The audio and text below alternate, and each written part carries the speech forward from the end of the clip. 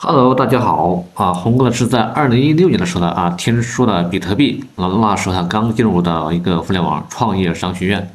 2018年呢接触了这个加密挖矿行业之后呢开始慢慢的了解了区块链。2019年开始接触到加密货币的交易发现原来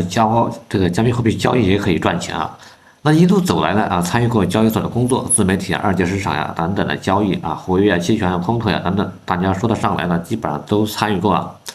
但一路上呢，踩过的坑呢也不计其数呀。那为什么很多人进入到区块链领域之后呢依然会一无所有呢？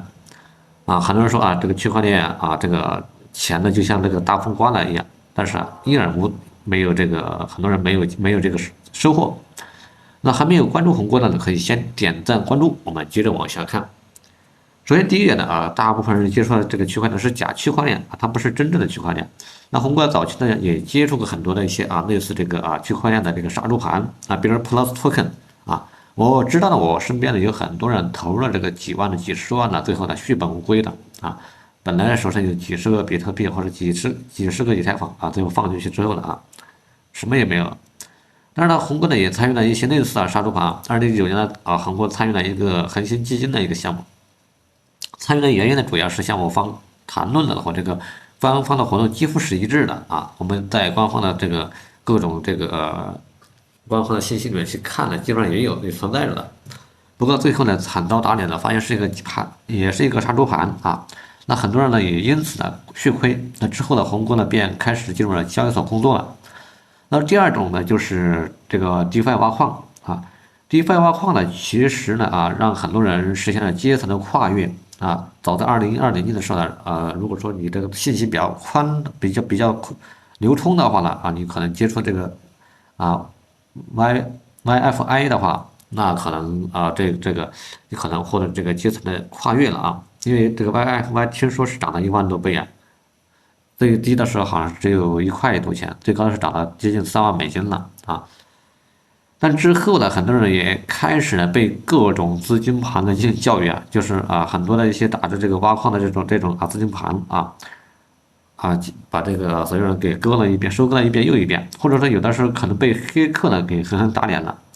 有的人前一天存了这个资金呢到这个流动池里面，第二天呢发现这个钱没有了那红哥呢知道了最多的一个人呢，他一夜呢没有了十几万美金了难道这个 DeFi 呢就是一个骗局吗？其实呢我们大多数人根本不懂 DeFi 的挖矿原理也不懂其背后的安全性即便是智能合约呢，也不一定100%的安全。所以说我们在市场上听说我们这个所有的一切都写的智能合约的，其实这个呢只是一个概念性的东西。你写的智能合约的，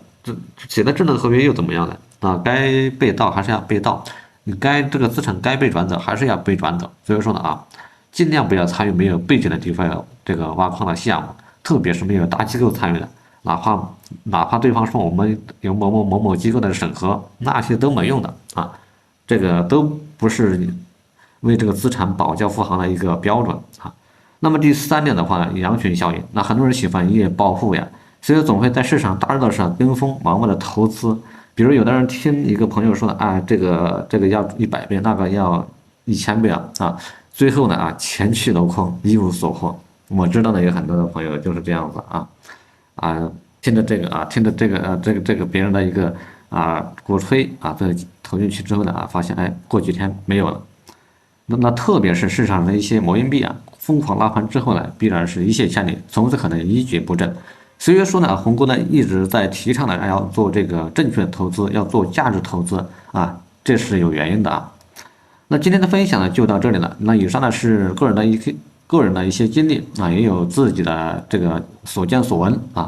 在区块链这个领域呢，造富的神话呢每天都有，但作为一个价值投资者呢，可能会让你吃到整个行业的红利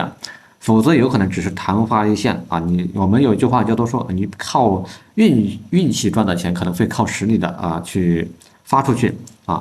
那喜欢红哥的频道呢，可以点赞关注，顺便呢可以在评论区留下你的经历一起学习。我们下期再见，拜拜。